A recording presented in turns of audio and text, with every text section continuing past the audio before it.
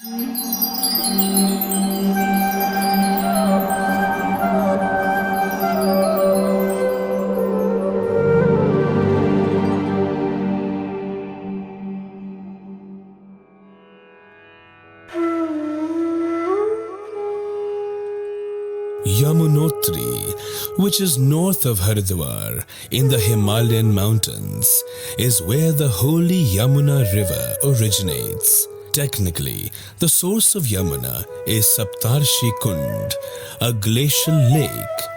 From Yamunotri, the Yamuna flows south until it reaches Delhi. It then flows to Brajamandal through Vrindavan and Mathura.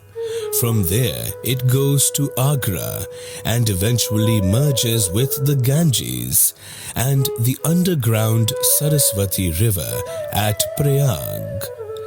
This is the most sacred river in India. The main reason for it to be most sacred is because it flows through Vrindavan and Mathura and was thus intimately connected to Lord Krishna's pastimes. Lord Krishna sanctified the river Yamuna from the beginning of his transcendental pastimes in the world. Therefore, one who bathes in the Yamuna can be purified of all sinful reactions and attain the love of Godhead. According to Varaha Purana, there is no difference between the water of the Ganges and the Yamuna. But when the water of Ganges is sanctified 100 times, it is called the Yamuna. Similarly, it is said in the scriptures that 1,000 names of Vishnu are equal to one name of Ram, and 3 names of Ram are equal to one name of Krishna.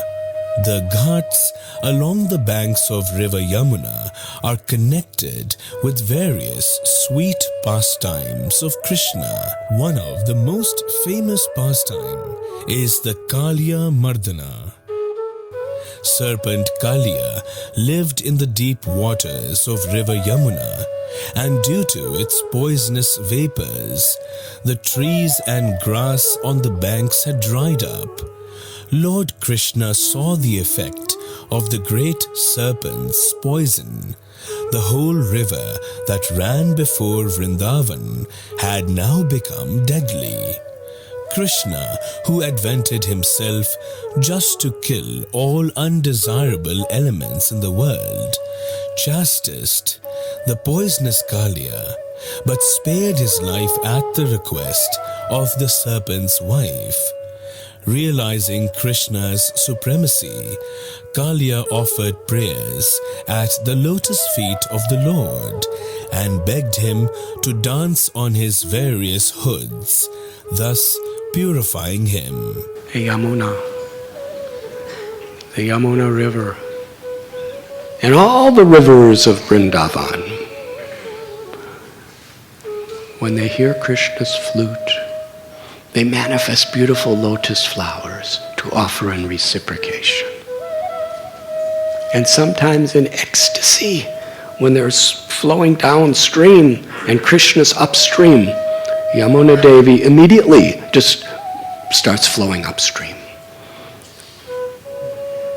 And it describes by Shukadev Goswami that the waves of the river are her arms. And her waves are being offered, reaching out to embrace Krishna. And wherever Krishna may be, he's reciprocating with each wave. Each wave is feeling the embrace of Krishna and embracing Krishna. This is Vrindavan. And when Krishna plays his flute a little more, then the Yamuna becomes as still as a rock from Govardhan Hill. Becomes ecstatic. So much ecstatic, can't move. Samadhi. a river without the slightest motion, is totally stunned in ecstasy by Krishna's flute. One of the most beautiful sights in Vrindavan is the performance of the Yamuna Aarti on various ghats. Some of the important ghats that lie in Vrindavan town are Kalia Ghat, Keshi Ghat, Cheer Ghat, and Imli Tal Ghat. Kalia Ghat is the place where Krishna subdued the envious serpent by dancing on his hoods. Keshi Ghat marks the place where Krishna killed the malicious demon Keshi by choking him up by putting his hand in the demon's mouth. Cheer Ghat is the place where Krishna playfully hid the clothes of the young gopis. Imli Tal Ghat is the ghat where Krishna assumed the mood and color of Srimati Radharani in feelings of intense separation from her during Rasa dance. On 21st March 2017, in a landmark ruling, the Uttarakhand High Court declared River Ganga and Yamuna as living entities and has bestowed on them the same rights as a living person.